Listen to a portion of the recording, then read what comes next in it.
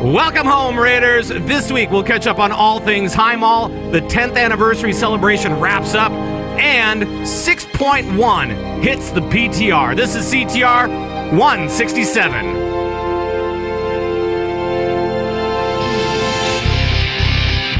You're listening to Convert to Raid, the podcast for raiders in the world of Warcraft.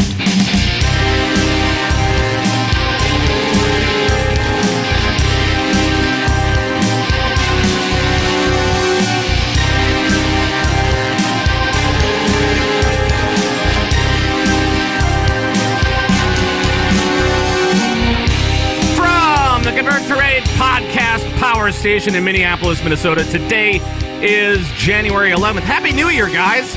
It's 2015. Look out. Yay. Brand new year. Thanks for joining us from all around World of Warcraft land. And hello, my name is Pat Crane. That's me. I'm also known as Zug around Airy Peak, US. And still raiding with the guys. And the fellas are here as well. So let's get to them. First up, we have from sleepy Seattle, is it snowy there? Is it sleety? I don't know. We'll find out. It's Dairies. Hey, buddy. No, it's neither. Right now, it's celebratory Seattle. Oh, the yeah. Seahawks won last night. It's Everyone's Seahawks happy. Seattle. Yeah, there you go. It's Seahawks It's Seattle. all Seahawks all the time. That's the way it goes. Congratulations on that. So Well, they still have to win more, and you know, I'm not actually a Seahawks fan. Right. I just am because I'm here. Don't tell anybody it's that, just though. the local thing. I don't know. Yeah. All right. Well, speaking of local things, let's go out to La La Land, to Hollywood, California, to the Funky Monk, Coltrane. Fortune cookies say. Ow! Right, I forgot we do this. That's right, baby. Right. A shaman's favorite place to work is at the Shock Exchange. Instead of the stock exchange. That sounds horrible. That It's at sounds the abusive Shock and Exchange. violent and. What are you talking about? It's at the Shock Exchange. No, Right? I don't Yes? know about that. No? I don't know about that. Maybe so? I don't know about that. Yes, Well- no, maybe so. We'll have to let the audience weigh in on that one, and they are right now. One of them says, And I am seeing, oh crud, dude, no.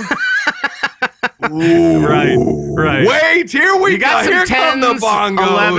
11s. All right. Those are Here just all the come the bots. but bongos. I will notice that there's only one that says 100 out of 10, and then the Yeah. rest of them don't. There's a 1 out of 10. Right.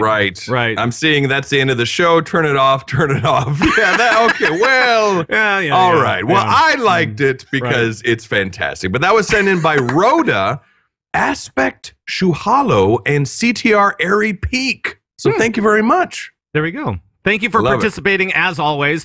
The And Shock Exchange. It was a shock. That's what Spaz was. it was a shock. It was a shock The to me. joke was the shock. Yeah. Yeah. Oh, it come was. on. The shockings were hung by the chimney with care. It's perfect. Oh. All right. Wow, all that would be right. perfect if we were still in the holiday season, but we're not. Hey, it's the new year. We're close. We're in Some people still have their 2015. lights up. Some people still have their lights up. Boy, I don't know. All right, well, welcome to the show, everybody. Welcome to this shambling show, and let's talk a little bit about WoW, about what we've been up to over the last few weeks, really, because I mean there hasn't been a lot going on news-wise. The holidays happened, everybody was off from work, including Blizzard employees, and now they're back and starting to do things. But what have we done? Coltrane, let's start with you. What have you been up to in WoW lately?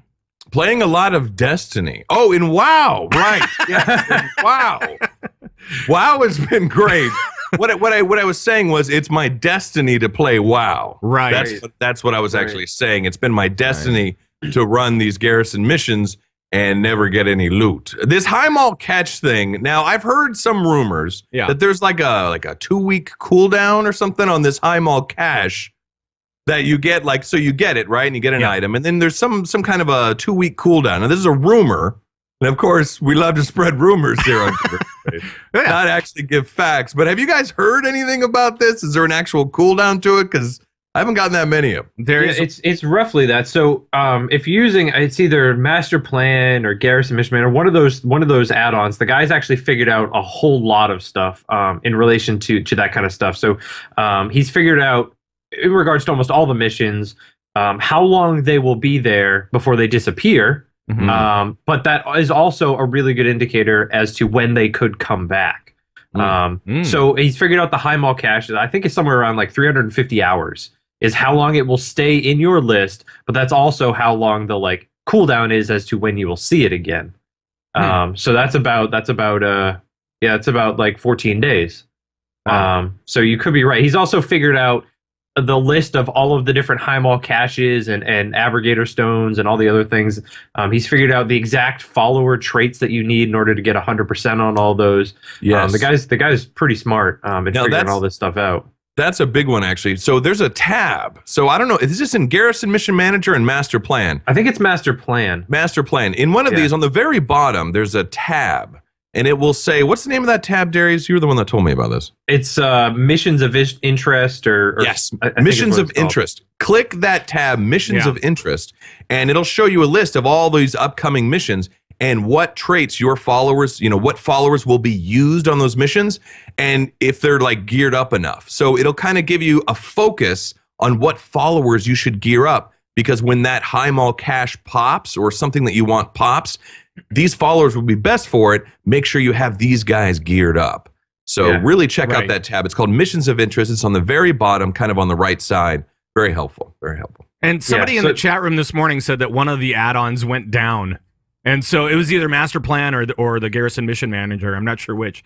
So look out. We may have a little bit of an issue, at least this morning. One of them, I think it was Garrison Mission Manager, completely changed their UI and everything, and it made it actually a lot harder, I think, to follow. So I think I've been using just Master Plan lately. Same here, I think. But it's he's done a really, really good job figuring that stuff out. And it is about 2 weeks. Whether you pass it or fail it, it's about 2 weeks before I believe it's from when you first see it to when you will see it again. So if you complete it immediately, you won't see it again for about 14 days. But if you wait 5, 6, 7, 8 days, then you're going to still see it 14 days after when it first popped up, not when you completed it. Gotcha. I believe is how that works. But Master Plan is awesome because it will tell you exactly about how many hours you have left on that mission. So if you've got 2 of the 3 followers, to that 640 eye level, and you're still waiting on the 3rd one, you've still got 100 hours to try to get some of those upgrades and get them in there, so you don't have to rush and freak out and try to run it at an 87% and then fail it. Right. Which I did this week. Right. Yeah, it always hurts, man. I tell you, it doesn't matter what the percentage is, even if it's a long shot. Yeah. You go, I'm gonna try it anyway and see what happens, and then you lose, and you're like, oh crap, I'm not gonna see it for like another couple of weeks. That's not good. But that's what I did with my last one. I'm not sure exactly how it did because I had to get ready for the show today, but I'm hoping that it was successful. You'll find out after the show. I'll be very disappointed after the show. Oh boy. Oh man, I don't know. So Darius, what has been happening with your WoW lately? So I need you guys not to tell anybody this, but I just leveled another toon. What? And it's a hunter. What? What? Are you serious? Oh, look out. So there's a funny story behind this. So I got the Commando Jack title on my priest from doing all the lumber mill stuff. And I think that's one of the coolest titles in the game. I love it. I think it's a great title. But I was like, man, what would make a great Commando Jack? A hunter. So I went into my character panel, I deleted one of my level 1 alts, and I typed in Commando Jack on a hunter.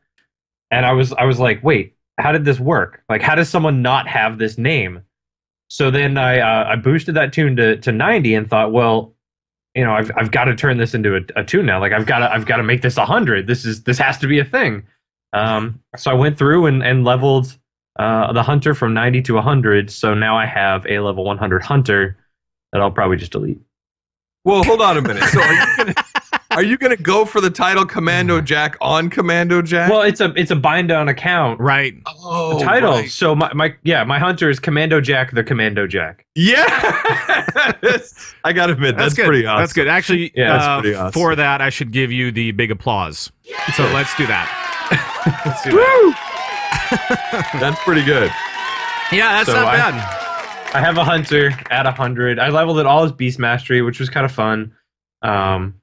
Survival is where it's at, though, buddy. Yeah, it's where the numbers are at. But beast mastery was fun because your pet does all the work. So just tag the mob and walk away. See, that's why I don't like beast mastery. I mean, I have my level 100 hunter, and I play him mainly as survival, just kind of day-to-day stuff, because I haven't switched out of survival really in the last since I started playing druid for my main.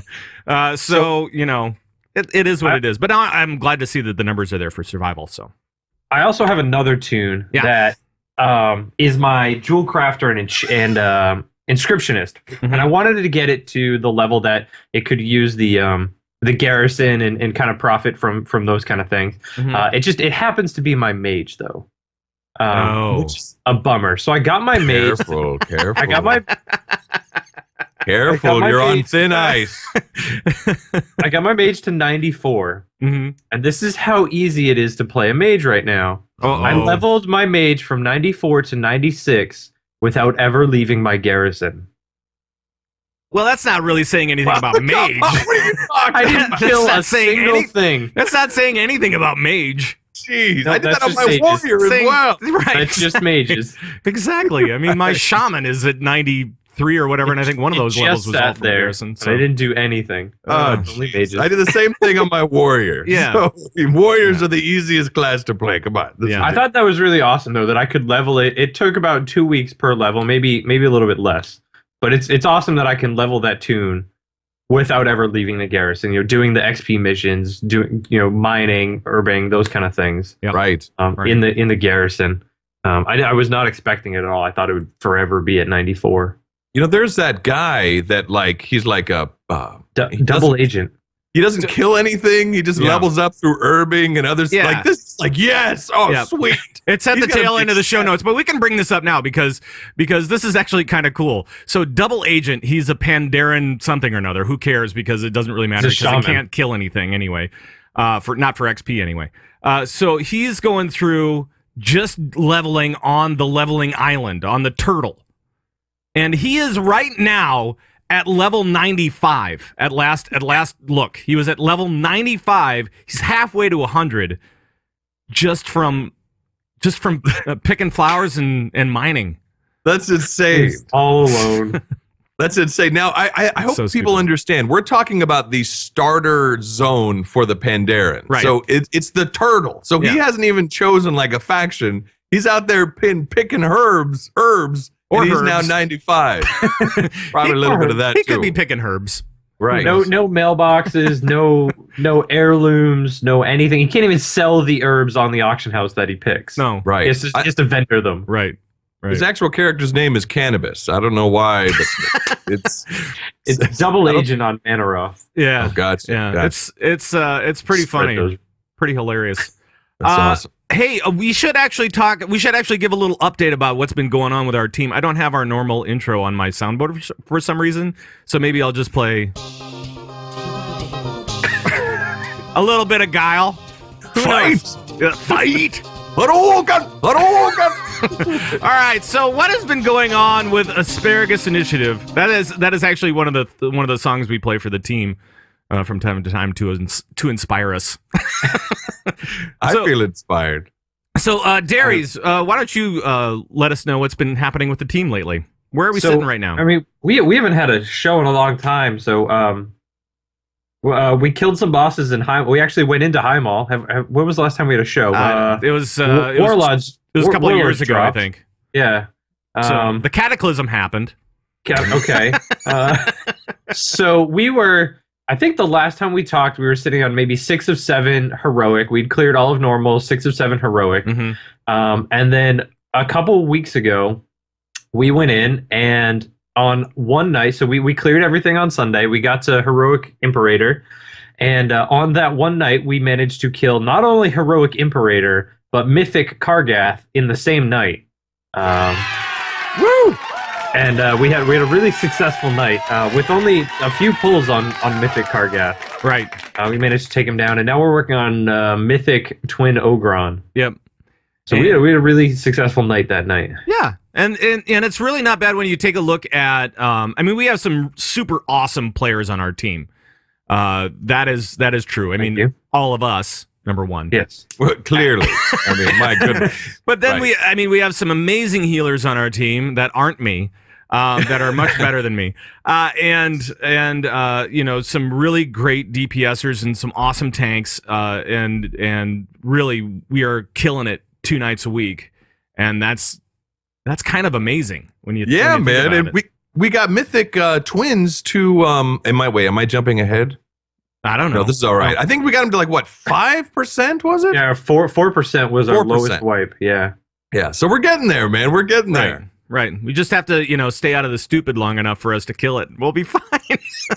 There's a lot of fire. Like the interesting about like Mythic Twins, there's like a lot going on, and it can change from pole to pole. Like as a melee DPS, some polls I'm like, oh, this is so easy, and other polls I'm like running across the room like crazy. So there's a lot going on Mythic.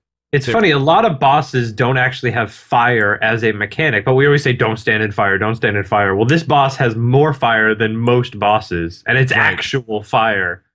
And it's not only like do you not stand in it, but it follows you. You know, it swirls around the room. It's annoying fire, to say the least. Yeah, to say the least. And I know that we've tried a couple of different positioning techniques. You know, a couple of different strats for how we position ourselves, and at one point, I think Colt, you were like, "Oh my God, what am I? What is going on? I can't see anything other than fire right now." So yeah. Wherever you look, it's just fire. It's Right. just fire. Yeah. So But it's a great fight. It's actually a fun fight. I actually really enjoy Mythic Twins. It's a good fight, and I enjoyed Mythic Kargath as well. Right. That's just because you're on top of the meters. That's all.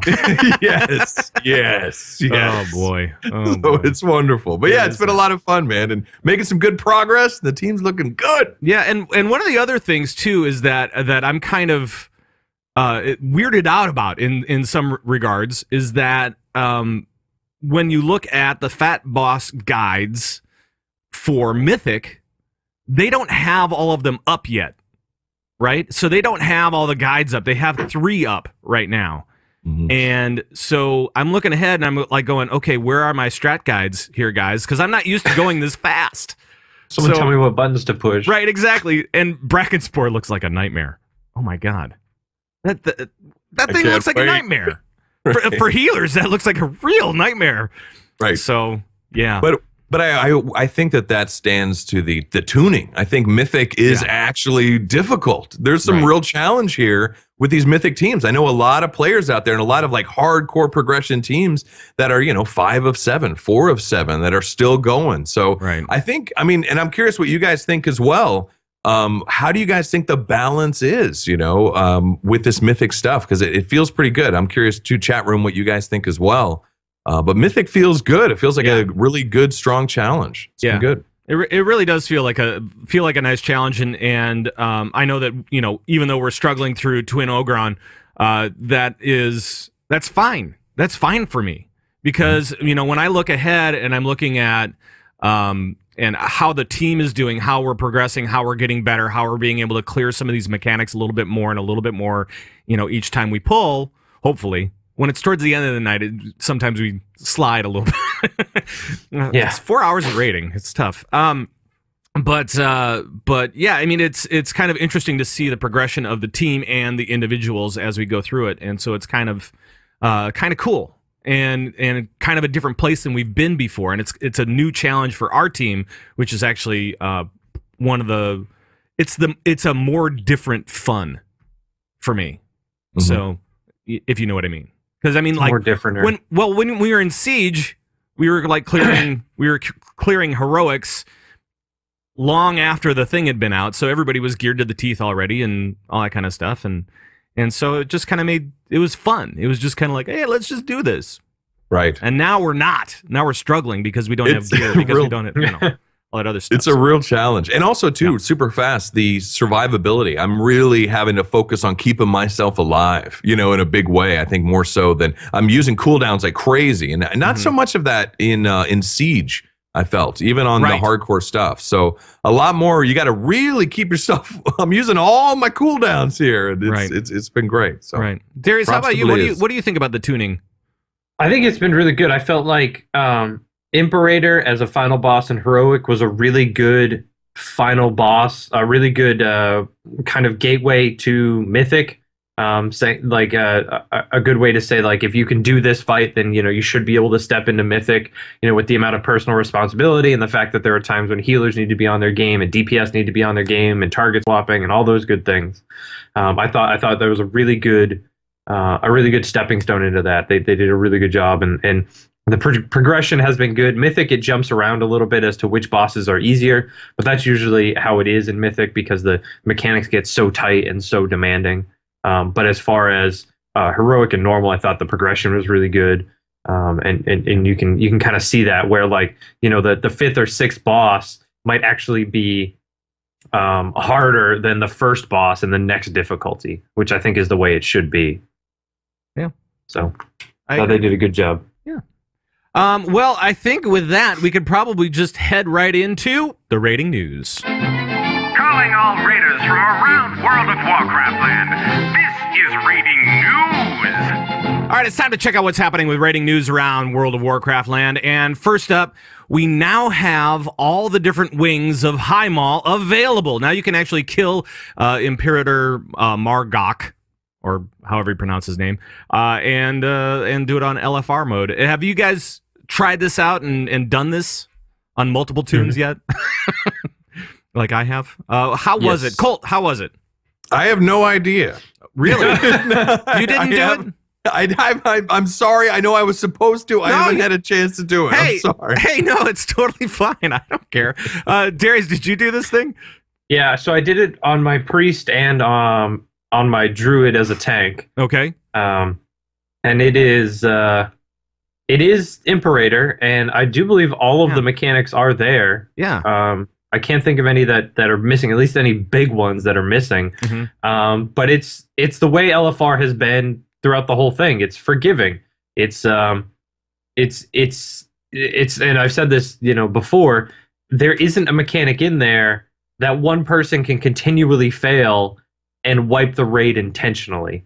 Right. On normal and heroic, if you step in all the mines, you're probably going to wipe the raid. Or as a tank, if you don't get out during the big explodey thing, you're probably going to wipe the raid. Or if you don't get out with branded or whatever else, you're probably going to wipe the raid. But in LFR, that's not the case. Even if you don't know the mechanic and you're screwed up once or twice, you're not going to kill everybody, which is how LFR should be. I think this is the best change they've made to LFR. But you still, by keeping all the mechanics in there, you still get to see how everything works, and you still get to practice it. It's just more forgiving. I think this is a really, really good LFR fight. I think they got almost the perfect balance between still having the fight but still being able to have fun if you don't know it or someone else doesn't know it. I agree. As a healer going through there, and I went through there. I think I went through on my hunter too.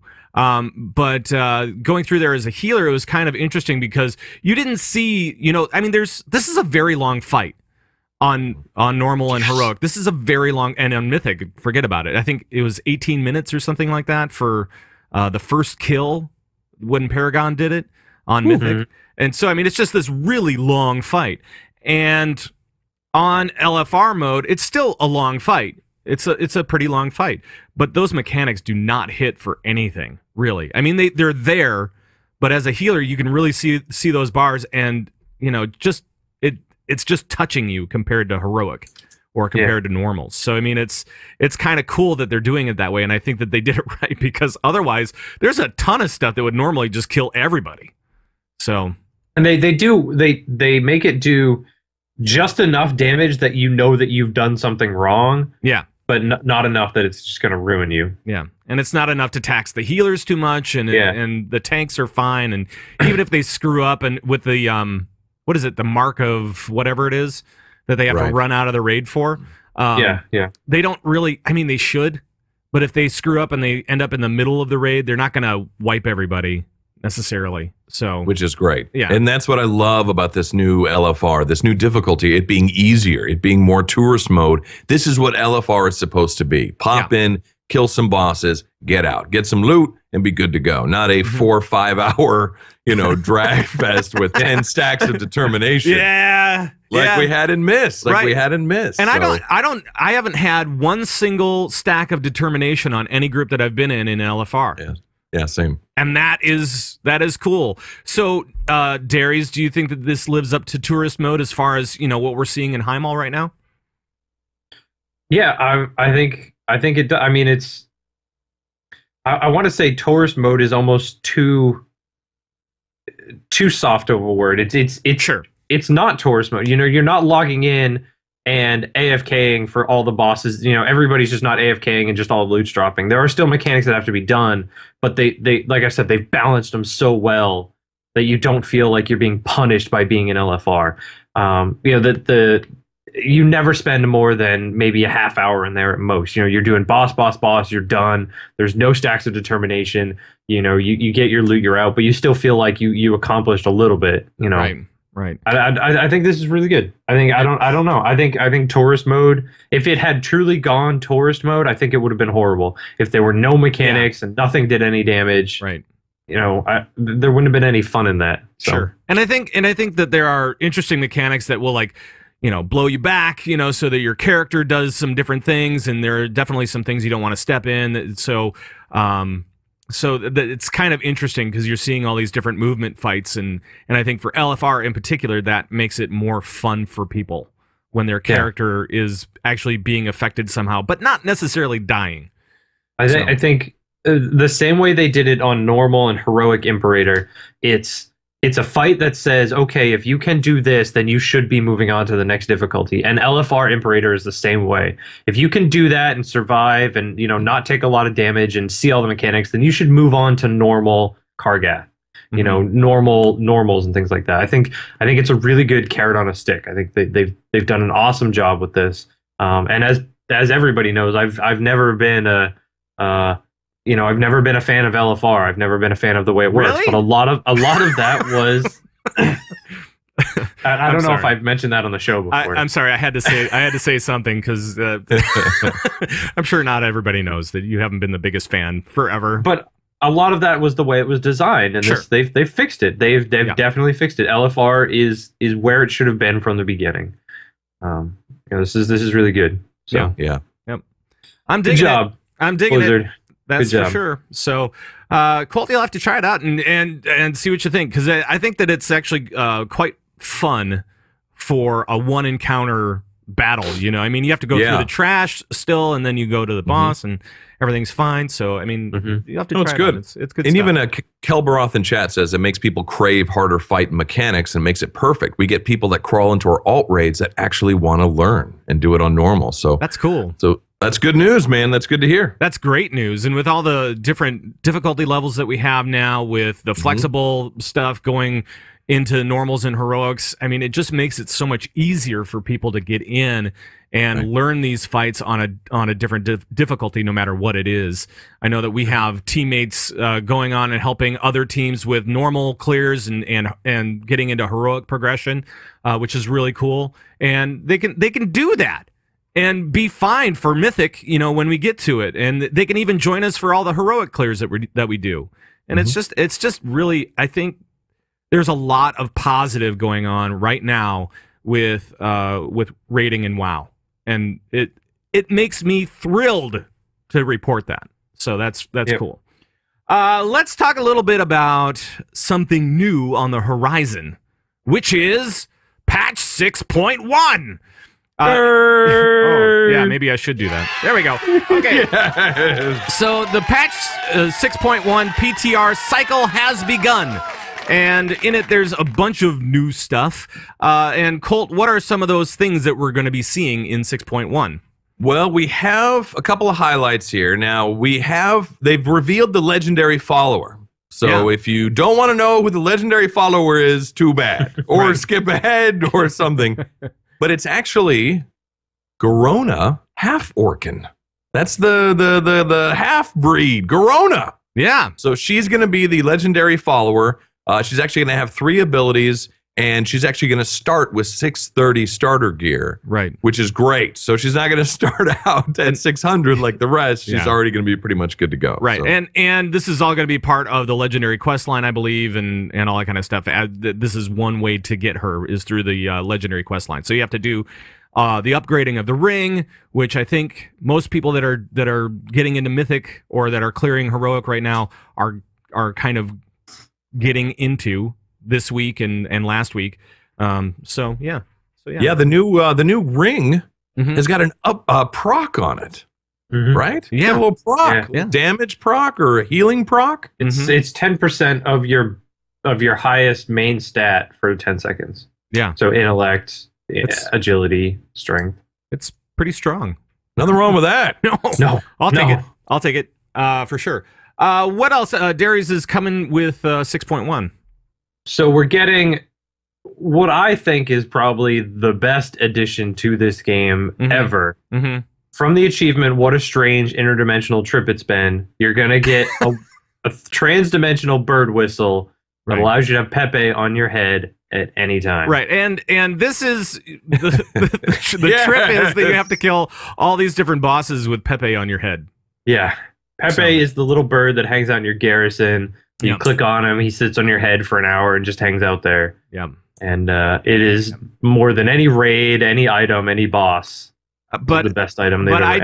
I do not think that that's true. I don't think that that's true at all. What? I don't think it's true, because another thing is coming in 6.1, and that is Fandrel's seed pouch, which sounds kind of weird, but what it is, what it allows you to do, it's a new toy that allows you to be the fire kitty forever.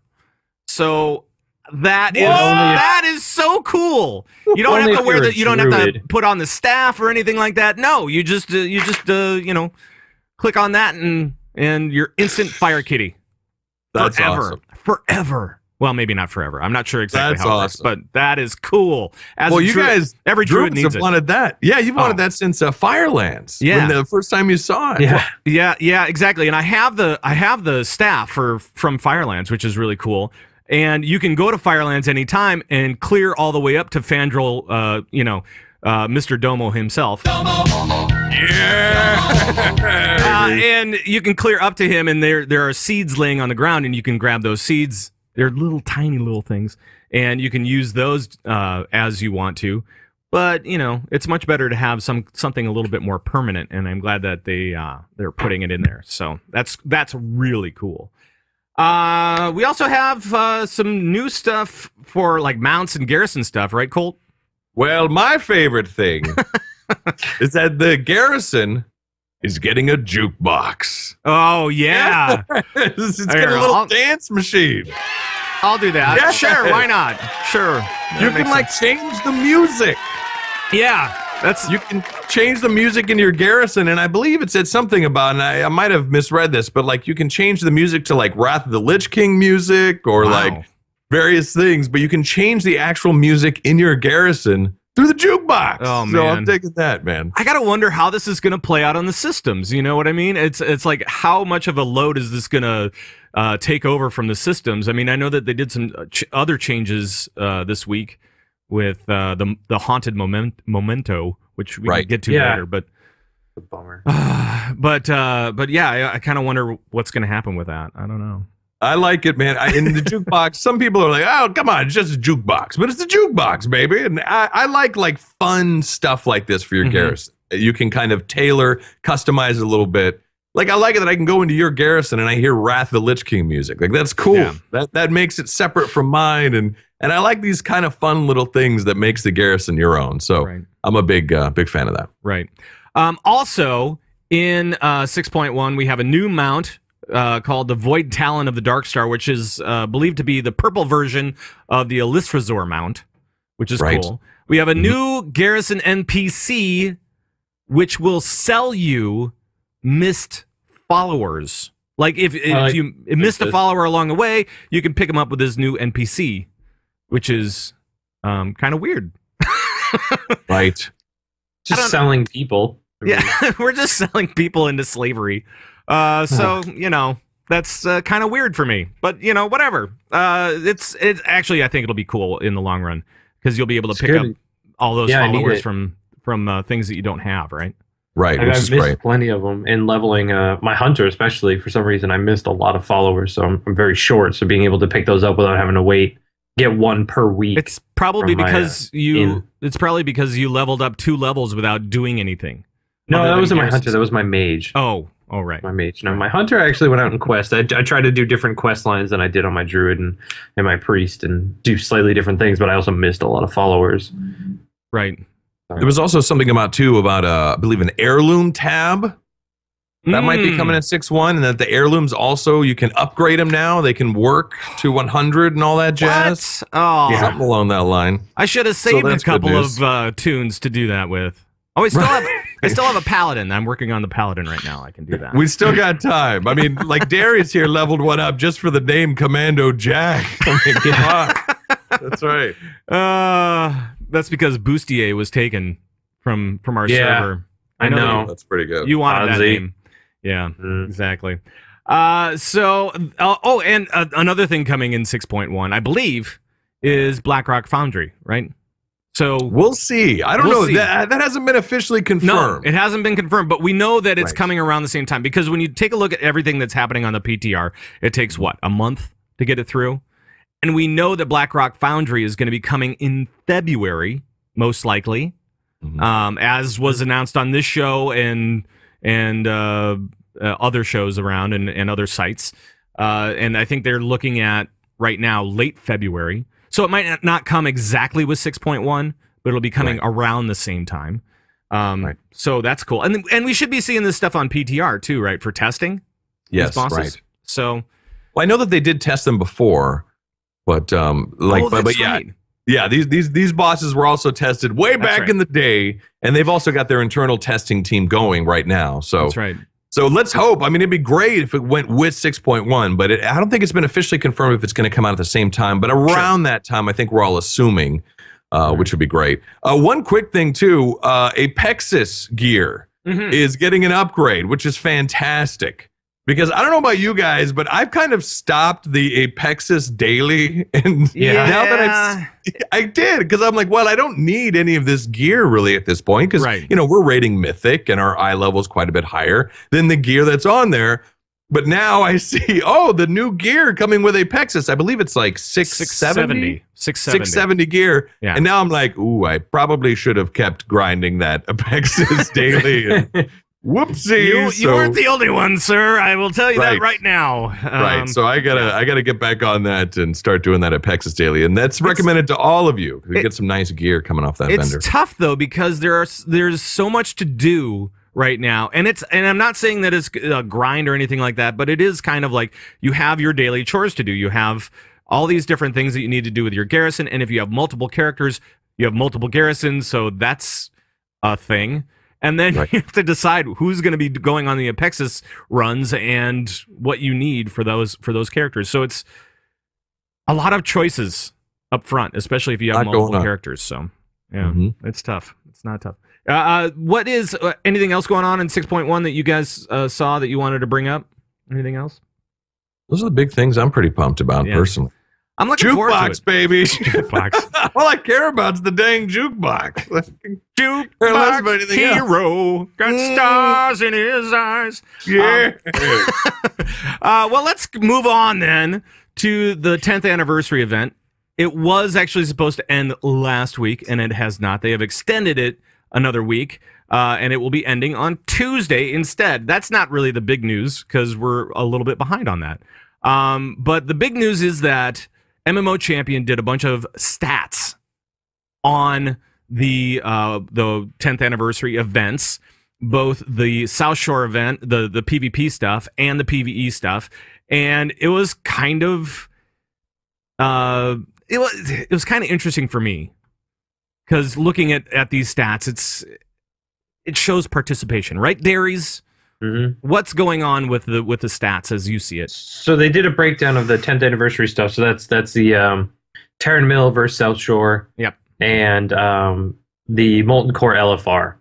And if you look at the Molten Core LFR and look at all the tunes that made it all the way through and defeated Ragnaros, it's over 60%. Right. So 60% of people that are playing the game right now, or 100, I'm not sure how they calculated this, have went in and killed Ragnaros on LFR, which is awesome. That means the majority of people that were playing this game went in and did this new content, which is huge. In the past we've seen raid bosses as low as 1 or 2% where people have killed it on, not even on heroic difficulties, just normals. So this is an amazing stat for them, and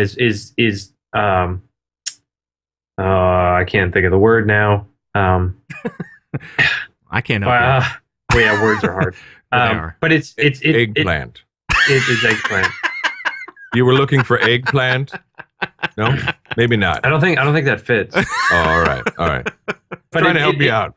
It says to them that, hey, this, people like this, people enjoyed doing this, or people just didn't like the loot at the end, whatever it was, and we should do more of stuff like this. This is something that people obviously want to see. Now, on the flip side, though, if you're looking at tunes that actually went in and won South Shore or won for Terran Mill, it is almost 5% for each. For each, yeah. So, which is not very good. Yeah, and I've heard some bad things about this PvP battleground, if you will.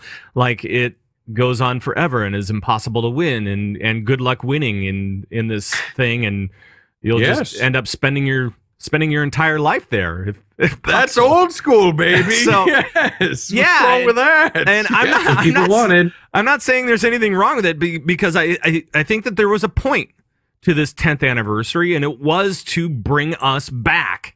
Gotta get back in time. I had to play it once, but we have to go back in time and look at this stuff, because when the Ragnaros stuff first came out, when MC first came out on LFR mode, it was hard. The mobs were tough. It was not really the most friendly place in the world for LFR folk, and for PvP, it's looking like it's kind of the same thing.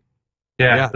Everyone just says, "Oh, I miss those days. I miss doing those. I miss how hard they were." Blah blah blah. And I think Blizzard added this back in to kind of say, I mean, obviously they added it in for nostalgia, but they were just like, "Hey, this is not as fun as you thought it was." Like, who are you kidding? This is you're not having fun. We're not having fun. This is we're not going to add more of this, and this is why. Right. They did a great job. That Molten Core LFR, I had so many flashbacks of doing it when it was progression. That was like an 8-hour raid back in the day. Like, you're complaining about the raids now. That was like around 8 hours to try and clear that thing. And also the Tarn Mill South Shore, that was like this endless battle that just pushed forward and back and forward and back. And that's all it ever was. Yeah, so I love this thing because it is true nostalgia. It took me back to exactly what it was like from back in the day. So I think it did a beautiful job with both of these events. And just to show you that this is where WoW was, and this is now where WoW is and where it's come. And they've taken away things and changed things, and I feel that they made things better. And like Dairies said, too, all these people talk about, oh, back in the day, WoW was great, and WoW's been ruined. Well, here's WoW back in the day. You're not having as much fun, you know? So, So, Colt, did you play in Classic? I did. I played in Classic. I played in Vanilla. Really spent a lot of time in Classic and Vanilla. Yeah. I don't know if I've mentioned that before, but it was in the alpha and the beta and at release. And the Omega? Wait, what? No. No, that comes later. That's come later. Right.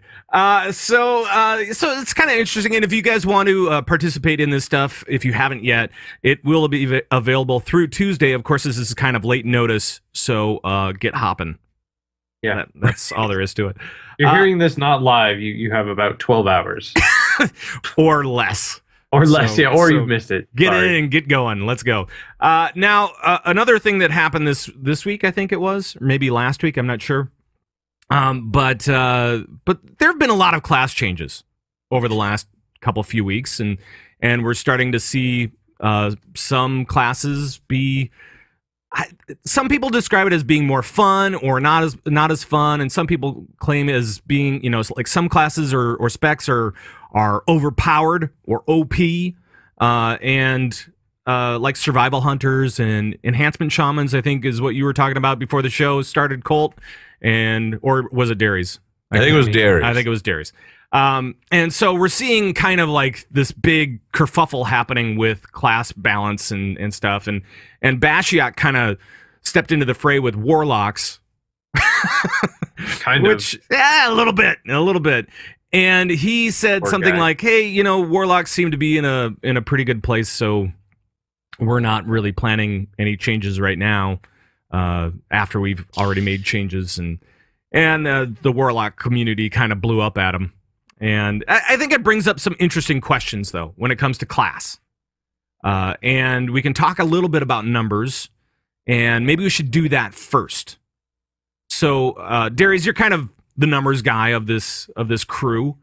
What are we seeing from actual logs right now? So there's this great stat that was done from Warcraft logs where this is after all the nerfs and buffs and things like that from last week. Someone went through and looked at all the average parses, and they took a look at mean DPS per boss per spec, then the average, then the standard deviation. And taking a look at all of these, obviously Windwalker monks are at the top because they're a one-button class, and it's really easy to play. Windwalker! Yeah! Oh, boy. So on average, Windwalkers are about, across all the bosses, Windwalkers are about 6.5% higher than the average. The average right now, though, being Affliction Warlocks. Across all DPS done, Affliction Warlocks are on average only 0.07% higher than everyone else. So Warlocks are okay. They are actually the definition of okay. Affliction Warlocks. Affliction Warlocks are the definition of okay. Okay. Now, Demonology and Destruction are much further below that. Okay. They are, Demonology is about 2% off. Affliction or Destruction is about 6.5% off. And then there's only two classes below those. That's Frost DK and Beast Mastery Hunter. And what are you looking at right now so that we can verify this, so that listeners can verify this on their own? So I don't know where you'd find this. This was done by a Reddit poster. Okay. And it was taken from, he took parses from all the bosses, average parses. He's not looking at like the top 10% in Mythic and the bottom 10% in normals. You know, he's taking the average parses. And putting them all together and coming up with average, standard deviation, those kind of things. Okay. And there are some fights where Warlocks shine. Like Kargath, Warlocks do on average about 9.5% more DPS than any other class. And that's really high. The only class that beats them there are mages. And the Windwalker monk. No. Windwalker monks are below average on that fight. Oh! Except for this Windwalker monk. Yeah! Woo! All right, I'm sorry. And then, but then there's Warlocks that are like way below. You know, on Imperator, they're about 10% below everyone else, and that's by far the lowest. And then you've got, you know, Windwalker monks cheese the meters on Twins, so they're 25% higher than anyone else. Wow. But the problem with this is this all becomes a self-fulfilling prophecy. Someone says Warlocks are bad, so then the good players start playing other classes. You know, they don't do well on one fight or another fight or something like that, and then they start, well, they're like, well, I'll go to my mage or my enhancement shaman or my balance druid. They're playing much better, or they're doing much better. So then they start playing those, and now you're stuck with the people that are average players playing a class that is now seen as average. So it just becomes this, like I said, self-fulfilling prophecy. Well, like if you look at average parses, this guy pulled back all the average parses, and there are significantly more people right now playing Balance Druid, Enhancement Shaman, and Windwalker Monk because everyone is saying they are so strong. Right. Then there's almost more than double the amount of people playing Monk right now as there are Warlock. Right. Well, and that's because when we had Chris Zierhut on from Blizzard, he said basically the same thing, that when it happens, you see this, you know, landslide going the other way toward all the specs and classes that are supposed to be great. Like Balance Druids right now are supposed to be, you know, one of the best range classes out there because they're just really powerful. And so you find people going that way, and then you have 150,000 parses of this one spec, whereas for Warlocks you have, you know, 20,000. So you see a real move to those classes that are deemed to be great or whatever. Exactly. Now looking at all of these, though, no class on average is higher than 6.5% than the average, and no class is lower than 8.5%. That's 6.5%. That's out of, if you're doing 10k DPS, you're doing an extra 500 DPS. Like, that's it. It's not a lot. I think, right, as we've said a lot over the recent years, Blizzard has done a really good job balancing a lot of these. Now, I think Warlocks are angry more so because they were so strong in Siege of Orgrimmar. Yeah, they were by far the strongest class, and now they're up there with everyone else. They've come back into line, and I think that has a lot to do with it. Unfortunately, sure. But you're absolutely right. And they were too. I mean, like all through Mists, Warlocks were awesome, and there was some parts in Cataclysm Wrath that I remember that Warlocks were the best, and it was one spec or whatever, but Warlocks were way up on damage and everything. Yeah, saw the same thing. So, and when you look at the Skada thing, it was all purple, and then maybe you'd see a hint of another color, but it was all purple. Right. But also too, keep in mind too that certain classes are going to shine on certain fights, on cleave fights. Windwalker monks are going to do really well on certain fights, but on single target, not as well. So each class is going to shine and have their own little moment of greatness on each fight. So try not to look at like, oh, look at Mythic Twins and Windwalker. Well, then look at us on Butcher. Right. You know what I mean? That's a single target fight. There's not as much. So, each class is going to have its strengths and weaknesses on each fight. But I think what Darius is saying, overall, the balance isn't that far off. When you look at this grade, it's actually everyone's somewhat in line. So I don't know, but that's the big thing just to keep in mind is that each class is going to shine on different fights and in different moments. And that's going to be that. And I think that it was said that there wasn't really an encounter that helped Warlocks really shine. So that might be part of it, that there isn't an encounter that is like tailored for Warlocks. And maybe you'll find that through other encounters as well, and with other classes and specs. And so, I mean, do you think that players should expect that the encounter team builds encounters that will be, something to showcase each and every class and spec? Can they do that? Should we expect that? Should the class developers do something about that, or is that just kind of our expectations? I don't know. I don't think so. And looking at the numbers, there's no fight where Warlocks are absolutely amazing. They're just destroying everybody else in the meters. Whereas some fights there are like arcane mages are doing really, really well on Kargath, and Windwalker monks are doing really well in Twins, and warriors are doing really well in Texas. Like there are some fights where one class just stands way above the rest. Warlocks don't have that, but combat rogues also don't have that. Ret Pallies don't have that. Right. There's a lot of classes that don't have these really standout fights. They do really well on most of the fights, whereas Warlocks, some fights like Tectus and Imperator, they just don't do well in those fights. So people feel like because two fights they don't do well on, that they're lagging behind when they do average on everything else. But I don't think Blizzard should be making a fight for every class, because then it's not as fun for the other 9 or 10 classes out there. Right. A fight where Affliction Warlocks are amazing is not going to be very fun for a Windwalker monk. Right, and I'm seeing some of this in chat as far as some of the questions that people have and some of the comments. And thanks guys for participating in this, because it's kind of cool to see your reaction to it. I mean, one person said, and I can't find them on the list. Here it is. Twisted Metal says, "Why can't classes be tuned differently when in raid instances?" Well, then you're talking about the class developers developing like 3 different sets, essentially. One when you're out in the open world, one when you're in PvP, one when you're in raid. It doesn't seem like it would make a lot of sense. But I don't know. I mean, this is kind of it's interesting, and I think the other part of this is when our class or spec does not feel like it's participating to our expectations. Right? Is that fun? And is that something that Blizzard needs to take a look at? Is it fun if we're underperforming? Colt, you got any thoughts on that? Well, that's when people get fired up. That's why right now, when earlier, just a minute ago, I said, now, guys, like, it's not that far off. People are like, what are you talking about, Colt? Are you out of your mind? Like, oh, blah, blah, blah. Like, that's all it is. There's just nothing but, like, bile coming out. You know what I mean? Like, it's just like, you're right, and I get it. Like right now, Windwalker monks, we're doing great on Cleave. Like let's say like Windwalkers are like warlocks of old, right? So if we're doing really well, and then all of a sudden we get nerfed again, we've already been nerfed 3 times.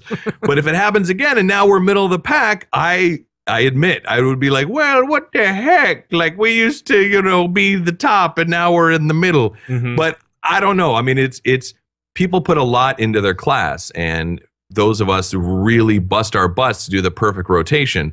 And I know that if I do the perfect rotation, that's going to put me at the middle of the pack. But if this person over here does an okay rotation and messes up, they're still going to be above me. That's frustrating for me. You're like, well, I'm doing everything perfect, and I've studied, and I've done this and that, and therefore I should be at the top. But I mean, like Maverick said in the chat room, well, who cares about topping meters? It's all about killing bosses. Well, unfortunately, it's all about the meters. Yeah, it really is. Yeah. And I wish it wasn't. I wish it wasn't. But even for us, like when Windwalkers first started out, and we were pretty powerful, right? And we were down in bosses.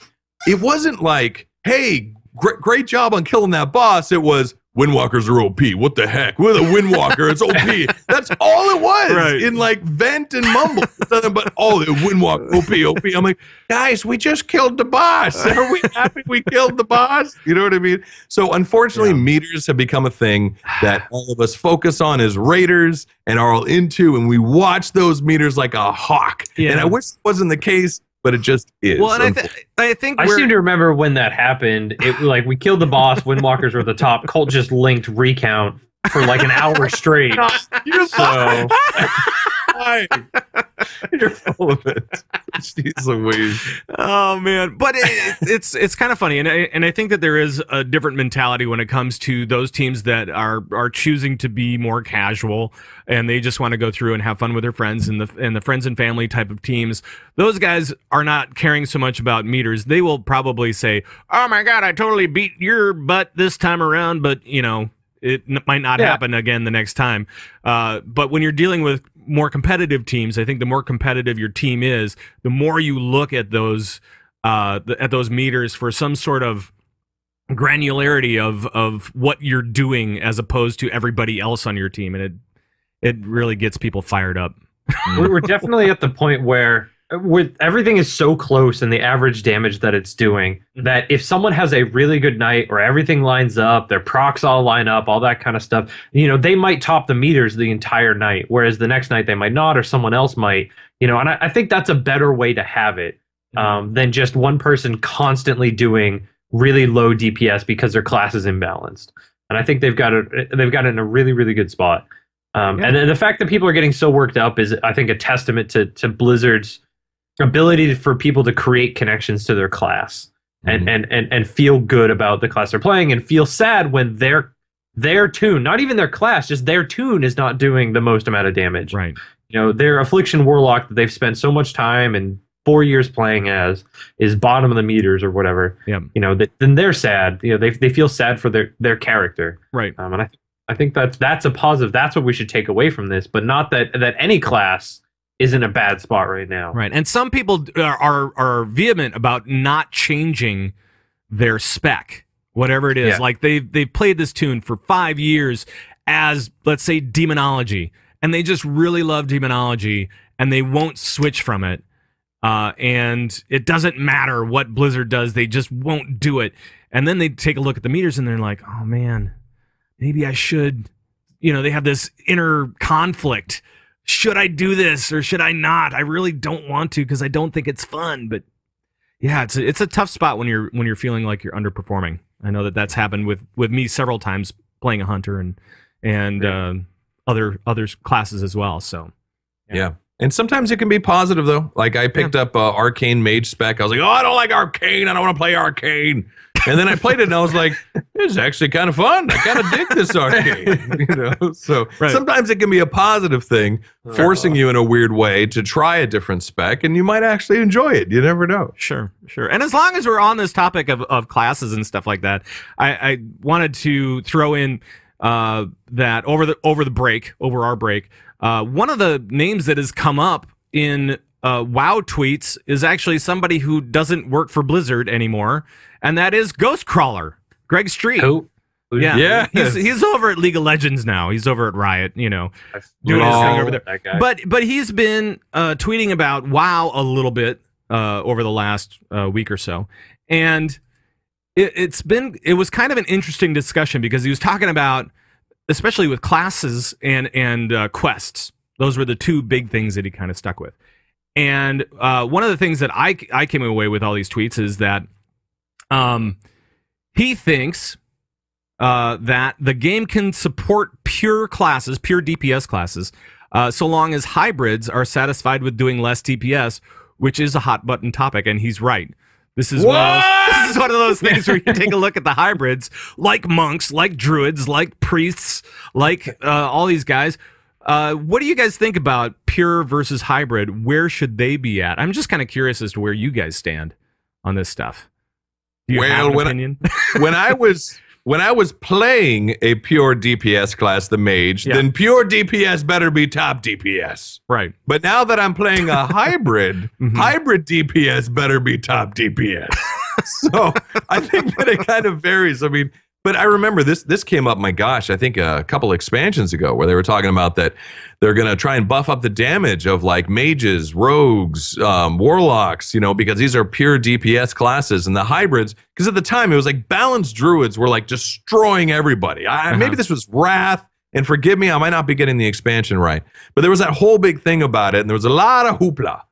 But I don't know, man. I don't think that anyone will ever be satisfied doing less DPS. Like hybrids, there's no way. Like hybrids, no, we have to be competitive and doing top the meters. We have to. Everybody wants to top the meters. Right. No one will ever say, well, I play a hybrid. I'm not expected to top the meters, and I'm okay with that. Like no one will ever be okay with that, in my opinion.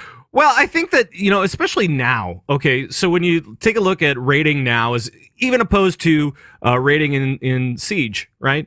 So we have something very different. We have, we're sharing armor. We're sharing armor between all specs.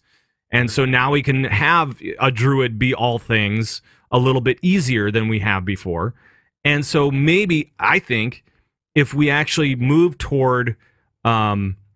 like some sort of thing where we celebrated hybrids at the same time where pure DPS was DPS, I'd be okay with that. Like if I was playing Resto Druid, but then for certain fights I had to switch to Boomkin or to Kitty Form or something to make sure that I was, giving the raid the most it could have, then I think it would be okay for that. But they have to do that first. Because otherwise, screw it. I want to be top of the meters. Darius, do you have thoughts on this?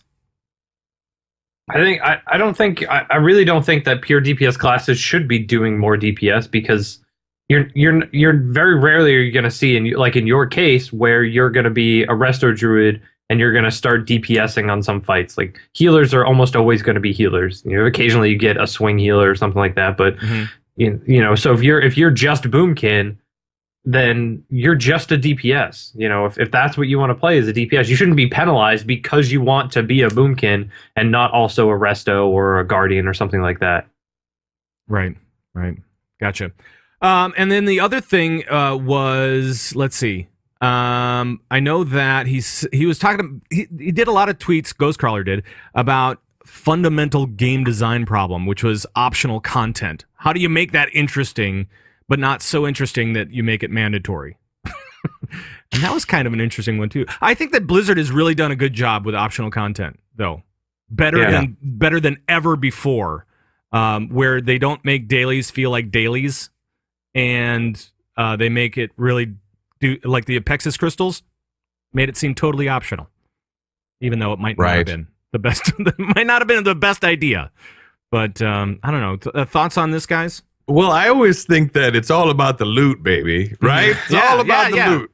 You want players to do something, you give them some sweet loot. Like that Molten Core LFR, right? The percentage was huge. Why? Because you get a helm out of it and you get an awesome looking mount, the Core Hound mount. That, in my opinion, is why people were doing it. I mean, you'd like to think it's for the nostalgia, and I get to see what Molten Core was really like. But when it comes down to it, right, it's all about the loot, baby. So it's got to be like good loot, but not great loot. Like that's a 640 helm, which is fantastic. That's an upgrade from heroic, so it's better loot, but it's not like some huge like 670 or you know what I mean. Some like then you'll feel that you have to do it. But a 640 on every character. As well. Yes. I mean, you know, it's kind of like we did it once in a certain time period because, hey, it was a way to kind of gear up for raiding. And it was kind of at the beginning. Right. It was at the beginning. Now that we don't have to do it, I don't think any of us have done it more than once, have we?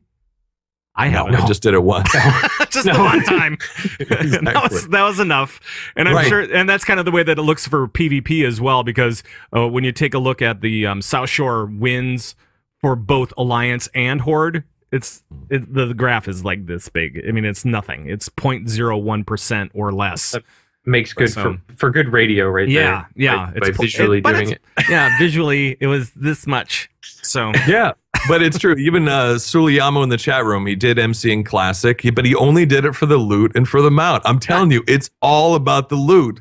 Yeah. And making that helm a 640 is perfect. It's a little bit better than the 630 you get out of heroics, but it's still under than what you can get in raids. So it's like a little bit of an upgrade, but not like too amazing. Like I said, if that was a 670 or something, then you'd feel compelled. So you got to have some enticing loot, but it's got to be right in the middle there. You know what I mean? That's that perfect balance. It's tough, but I do think that they really have done a very good job at making optional things seem more optional than before.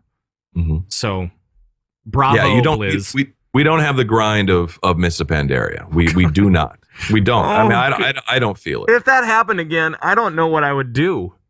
Right. Well, people say now, they're like, oh, but, you know, even Warlords is a bit of a grind. I'm like, well, do you remember the daily hubs that you did to then unlock more daily hubs to unlock more daily hubs? Yeah. Like, that was a grind. That was not cool. Plus all the travel time. I mean, at least with garrisons, it's all right there. So it's all in one place, and you can spend, you know, a half hour on your garrison, and you're pretty much done.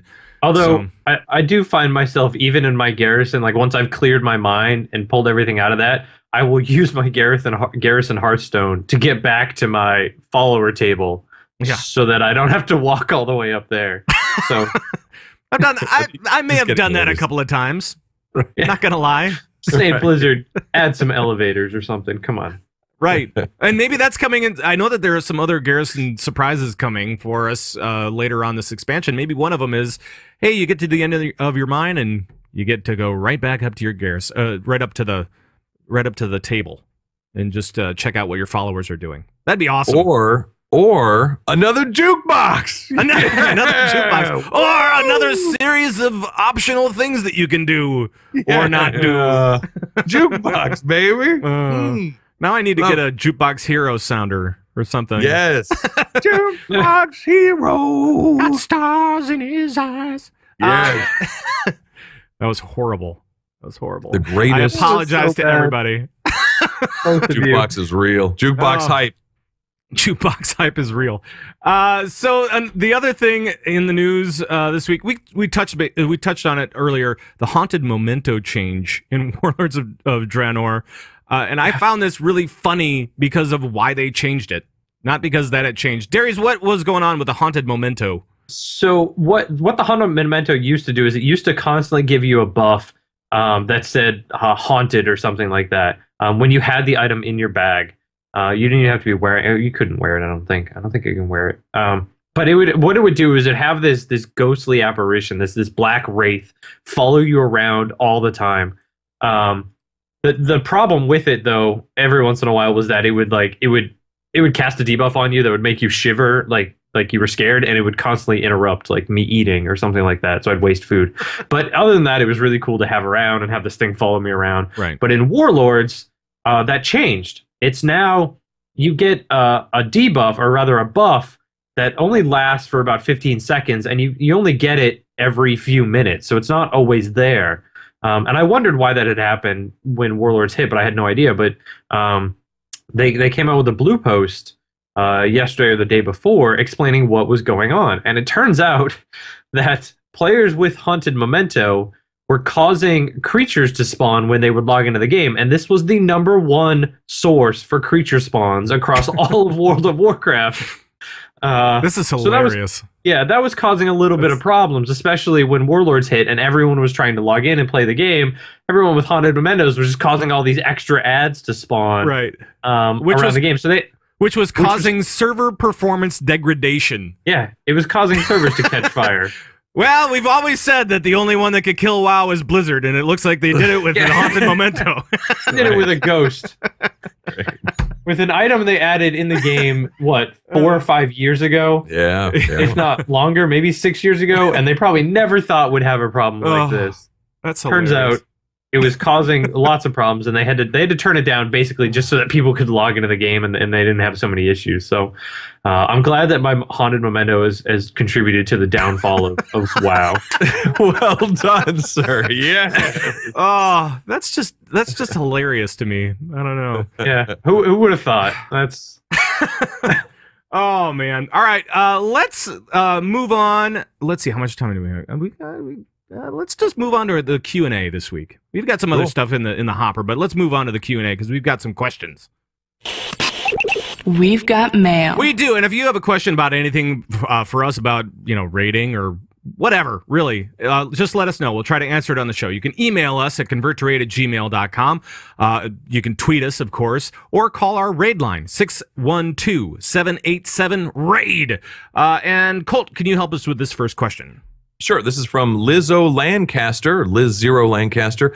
What do you guys think pushed back Blackrock Foundry to a late February release? All right. So I think what was originally planned, what we heard anyway, was that it would probably be January, February, maybe. Yeah. Like early February or mid-February. And she's saying that it got pushed back to late February. Dairies, what do you think caused that? I don't think it was much of anything. I think they probably I don't think it was a big thing or like a show-stopping bug or anything like that. I think they probably just looked at the amount of people going into Highmaul, clearing Highmaul, wanted to give people a little bit more time with the holidays and things like that. Same reason that they pushed back the ending of the WoW 10th anniversary. I honestly didn't think that we would see Highmaul or Blackrock Foundry early in February just because they released the last wing of LFR so late in January.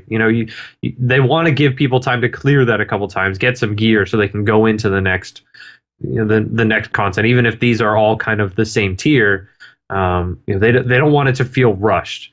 Right. It could also be tinfoil hat time. It could also be that they're just stretching it out so we can have another year or two of a raid instance. But they can be like, look, guys, we stretched it out. Right. Not that bad. Well, and I think that they really are kind of trying to make amends for last expansion where they kind of flew through a lot of content pretty quickly and then got stuck at the end. So I think that, wasn't Watcher saying that it's more of a window rather than a specific date that they were looking at? Is that right? He said they were going to look at it and try to figure it out that way. Yeah. And even we on this show in the last expansion, we were even saying, is it coming out too fast? We just barely cleared this, and now we're moving to this. It seems a little too quick. And then boom, we had the big problem at the end of the expansion. So yeah, I think they are watching this close. They've got the numbers. They're seeing who's clearing what, how many people are in there, and what the actual progression of all the players are. And I think they're going to be space this stuff out a lot more because we definitely don't want to happen. We don't want another siege. I think that's what's going on. And hopefully they'll make it so that it doesn't feel like it's going on forever, like all these different levels of raid are these interim levels of raid from the beginning to the end. Hopefully they won't stretch it out too much, so that hopefully just right. That's what we'd love, Blizz. Just right. Exactly. How about that? How about Little that? porridge. Little porridge. And Darius, you want to get to the next question here? This is from Execute Phase, and they ask, does Coltrane ever cringe at his own bad jokes? What? Coltrane? Never. Do you The problem ever with that is you? he would have to first admit that his jokes were bad. Right. They're And exactly. that's never going to happen. They're incredible. And by the way, that's kleptic. I know you, kleptic. Yeah. How dare you ask that question? No, man. Are you kidding? These are the greatest, wonderful, behold, amazing things on the planet. They're supposed to be bad. That's what makes them great. So no, I never cringe. I cheer. I cheer inside. I don't know if I would necessarily agree with that, but you know, that's me. What? I have put you guys and the audience through a lot. Yeah. We've got 3 years of fortune cookies here or something like that. 3.5 years. Jeez. All We've right, been at that's this a lot. while.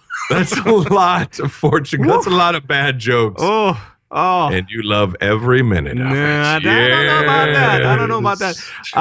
From Ewok in LA, he asks, there is something I've always wanted to know. Who does the female VO at the top of the show? And Colt, that's somebody that you used to work with, right? Yes, it's this wonderful woman named Marina. She's awesome. She's great. She recorded all of the sounders for our show. She's got a great voice, as you can tell. Yeah. And I approached her one day. I said, hey, you got this great voice. Again, this was 3.5 years ago. Would you mind recording this and that? She was like, yeah, sure. So, and she's actually also listens to the show from time to time. So, yeah. So big shout out to Marina. She's been a huge friend Hi, of the show. Marina. Love your Hello, voice. Marina. Thank you. Hi, thanks. Yeah, she's great. She's really, really great. And one last question here. Colt, you want to grab this? This is from Vest Scorelock. He says, I have a question. If you could re-roll classes, what would you re-roll to and why?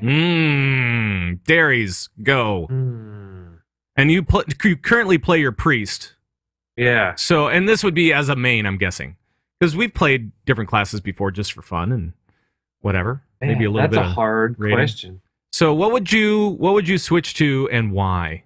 I want to say Hunter, but I can't. So Right. can I say Priest again? No. No, you can't. I think this is rigged. Coltrane, how about you? So I've done the mage, phenomenal class, best class in the game. Done the Windwalker, phenomenal class, best class in the game. If I could re-roll, believe it or not, because I'm on this melee tick. I'm loving me getting right in there. I would go warrior. I would re-roll full-time warrior, man. I've always loved warriors. I love their look and the armor and the swords and like awesome. And then I even love the protection spec. You got the sword and board, ready to fight the horde. And you can do glad stance too. So yes, you can. I would re-roll warrior. That's interesting. Because I've been thinking that if I were to re-roll anything, I would probably go to a plate class, to either DK. Warrior, Paladin, maybe not Paladin, but DK or Warrior probably would be mine. I actually started my raiding experience on a DK back in Wrath, and that lasted for about 3 weeks until I switched to my Hunter. And but DK is a lot of fun, and I actually kind of want, if I were to re-roll to anything, I'd probably re-roll to a tank at the same time. So go figure on that one. Nice. All Well, right. there you go. You go tanking, baby. Yeah, I'd go tanking. I got to say one quick thing as far as the aesthetics also of the warrior. They have their charge. There's a glyph where you set fire. There's a trail of fire behind you. And then you jump in and you explode and everything explodes. I don't know. That warrior, those guys look pretty awesome. Yeah, they do. And DKs have Defile, right? So I mean, that's really cool too. Yes. That's pretty awesome. It's tough to say. But yeah, I'd probably go melee and go with a plate class. There you go, baby. Dairies, have you made up your mind yet? I'm going to say Priest. Dairies. What? Dairies. You just don't get it. You don't I don't understand. think Can I you say understand. Holy Priest? No. No. There are other classes in the game? Yes. There are many. No, there's ones that said fire to everything. It's really cool classes. All right. Well, on that little downer, let's play the happy music. Aww. No, it's the other one, isn't it? There we go. It's the other happy music. Let's get to 5-star reviews. Darius, did you do your job this week? I did. Oh, look at you. What do we got this week for 5-star reviews? We have Ha Speed Ha, Chris Kennedy, and Colvis from Frostwolf. Awesome. Clovis. Well, thank you very much for your 5-star reviews. Thanks for everybody that's joining us on YouTube and commenting there. I do read them from time to time, and sometimes they're very funny. Sometimes not so much. But thanks. Anybody have any shout-outs this week? I got one. This is a shout-out to White Wasp on Terracar EU, and I had another shout-out, and I apologize. You know who you are, and I'm sorry. I was running late before the show, and but big shout-out to White Wasp on Terracar EU. Right on. Darius, you got anything this week? Not this week? All right. Hi to all my Asparagus Initiative friends. How about that? Yes. I'll do that. Raid tonight, Big baby. shout-out. Raid tonight! Woo! We're going to take down twins. Yes, We're baby. gonna do it. All right. 4%. We got this. That's right. We totally do. And with that, I am going to bail out of the music. Wait, you're just gonna just bail out? Yep. New year, new me, but I'm still bailing on the music. All And I will right. play this one. There we go. First. Now, we cannot do this show without you guys. Please join us for all the conversations we're having and start one of your own, maybe. You can email us at converttoraid@gmail.com. You can call us and leave comments and questions on our raid line, 612-787-RAID. That's 612-787-7243. You can follow us on Twitter at converttoraid or even individually, right, Coltrane? That's right. You can follow Pat Crane at Pat Crane. You can follow Coltrane at _Coltrane. And you can follow Dairies at Board Mine. That's right, and make sure to join the Bazooka Guapo Nation by heading over to converttoraid.com, where we've got everything you ever need. We've got videos, we've got audios. Audios? Sure. We've got bongos. We've got bongos. We've got downloads. We've got forums.